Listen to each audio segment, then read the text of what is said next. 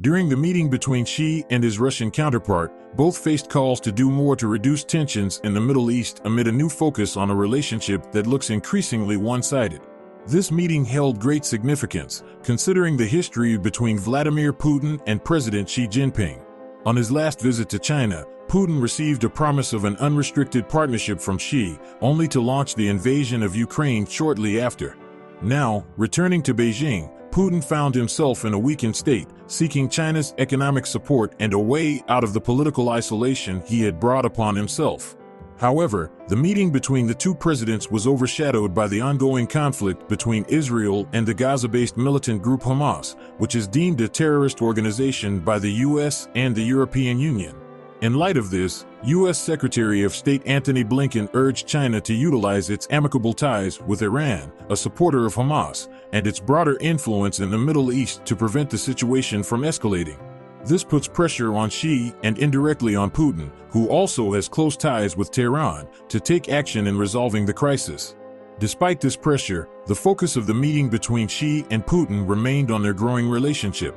Russia's reliance on China has expanded across every sector of its economy since the invasion of Ukraine, as trade ties with the West were severed. China's exports to Russia have surged by 57% this year alone, with the yuan accounting for nearly half of all foreign exchange trading in Moscow. Additionally, China has become the largest importer of fossil fuels from Russia, with coal shipments more than doubling since 2020. It's worth noting that Putin's participation in the Belt and Road Initiative Forum marked his first foreign trip since the International Criminal Court issued an arrest warrant for him on charges of war crimes in Ukraine.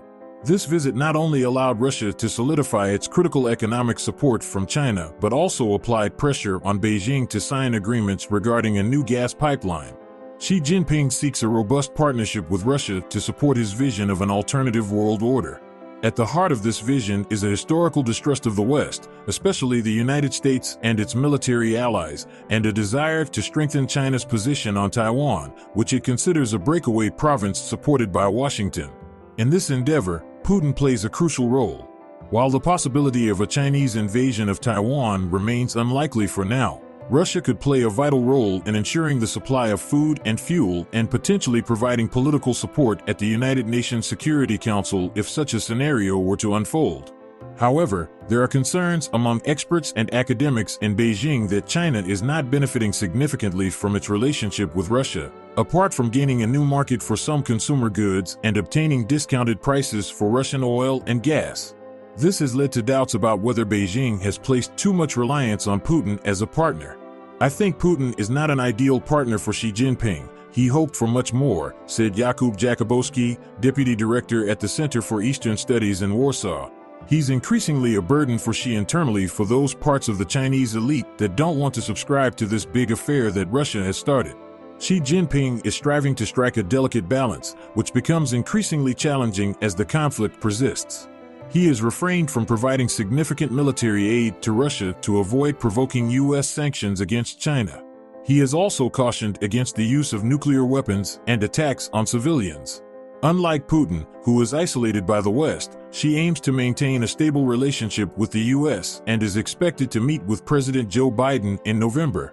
However, Xi's reluctance to explicitly condemn the invasion has undermined China's claim of neutrality and fueled skepticism among some group of 7 countries regarding China's proposed peace plan to resolve the conflict in Ukraine. Xi Jinping's efforts to promote peace have gained him credibility among emerging economies like Brazil. He has been actively involved in diplomatic efforts, such as facilitating a truce between longtime rivals Saudi Arabia and Iran. Additionally, he proposed an Israel-Palestine peace conference, which has led to calls for his involvement in calming the conflict with Hamas. While Beijing has called for a ceasefire, the extent of its influence in the situation remains unclear. On the other hand, for Putin, the conflict could serve as a useful distraction from the fighting in Ukraine, diverting Western powers' attention. However, Xi has pressing concerns within China. The country is experiencing an economic slowdown, which increases the potential for social unrest. There have been recent changes in key positions, including the ousting of both the foreign and defense ministers, as well as an overhaul of the generals responsible for China's rocket force, which manages the nation's nuclear arsenal. China is also facing challenges from external sources. The US is tightening export restrictions on advanced technology, the EU is investigating China's electric vehicle subsidies, and some Asian neighbors are increasing military spending due to rising tensions over Taiwan. The EU's chief trade negotiator, Valdis Dombrovskis, has warned that China's stance on Ukraine is impacting business investment in the country. Beijing is cautious about being categorized alongside Russia, as it fears this could harm its relationships with Europe, the US, and other countries. China aims to present itself as a reliable partner for both sides and seeks stable relationships with major global players. Xi Jinping paid his first visit to a foreign leader after assuming the presidency in 2013 when he traveled to meet Putin. Despite the language barrier, the two leaders have been characterized as having a close relationship over the past decade. In 2019, they even celebrated Xi's birthday together in Tajikistan, with Putin gifting him a box of ice cream popsicles. Both presidents have altered their country's rules to extend their time in power. One of their last meetings took place in Moscow in March, shortly after the International Criminal Court issued an arrest warrant for Putin. During a Russian television interview, Putin expressed confidence in their relationship, stating that if they agree on something, both sides will uphold their end of the bargain. Yet, there also exists, said a Europe-based diplomat, an element of sibling rivalry in the dynamic between the two leaders, a nod to a time when the Soviet Union was regarded as the big brother in the relationship. That is no longer the case. Relations between the two countries have been strained and sometimes openly hostile. In 1969, border clashes led to the Soviet Union threatening to use atomic weapons against China, an act regarded as nuclear blackmail. This historical context is one reason why Beijing opposes any similar Russian threats in Ukraine, according to Wang Yiwei, a former Chinese diplomat to the EU. Another important factor for Beijing is the principle of territorial sovereignty, which is enshrined in the UN Charter and frequently invoked by China to support its claim to Taiwan. While she appears to share Putin's concerns about NATO's expansion, it does not imply unconditional support for Russia. Those backing Moscow, said Wang, are not supporting Russia's territorial seizure but rather celebrating Russians with their behavior against Western hegemony.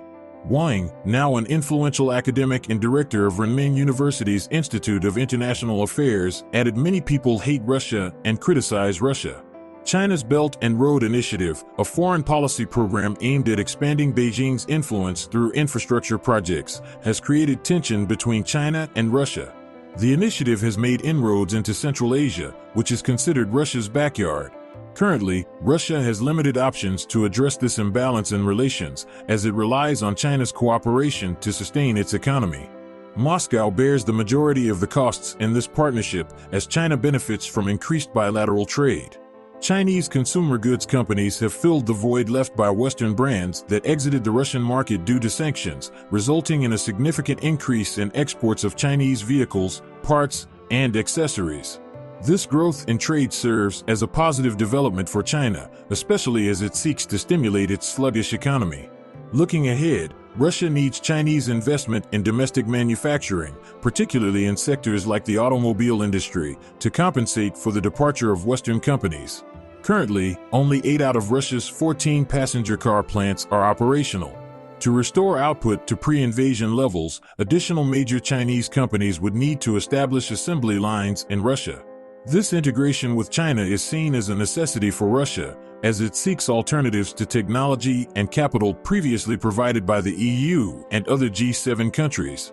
However, there are risks involved for China as well. The capital invested in Russia may lose value if sanctions on Moscow are relaxed or lifted, and Chinese producers would have to compete with G7 car manufacturers for market share again. While closer integration with China is essential for Russia, China aims to avoid being categorized alongside Russia to maintain relationships with Europe, the US, and other countries. Beijing has emerged as a source of relief for Moscow's pressing financial concerns. With European customers absent, China has become the primary buyer of cheap Russian oil and gas. According to Chinese trade data, China purchased approximately $37 billion worth of crude oil from Russia in the first 8 months of 2023. Coal shipments have also seen a significant increase, surpassing 64 million tons by the end of 2022 and expected to exceed that record this year, with imports reaching over 70 million tons between January and August. At the same time as providing this financial lifeline, Beijing is holding out for a more favorable deal from Moscow over the proposed natural gas pipeline, Power of Siberia 2. Moscow frequently expresses optimism about an imminent agreement, but Beijing has been more reserved, and no contracts have been signed thus far. China views the internationalization of the yuan as another avenue to challenge the dominance of the US in the global financial system. The use of the yuan in Russia's export payments surged to 29% in August, compared to 0% prior to the invasion, while it accounted for 38% of imports, up from 4% during the same period. But Beijing can't press its advantage too hard, according to Yun Sun, senior fellow and co-director of the East Asia program at the Stimson Center think tank. Russia's current strategic quagmire will not last forever, she said. For Beijing, the focus is not necessarily how much Russia is ready to give, but what costs China has to carry.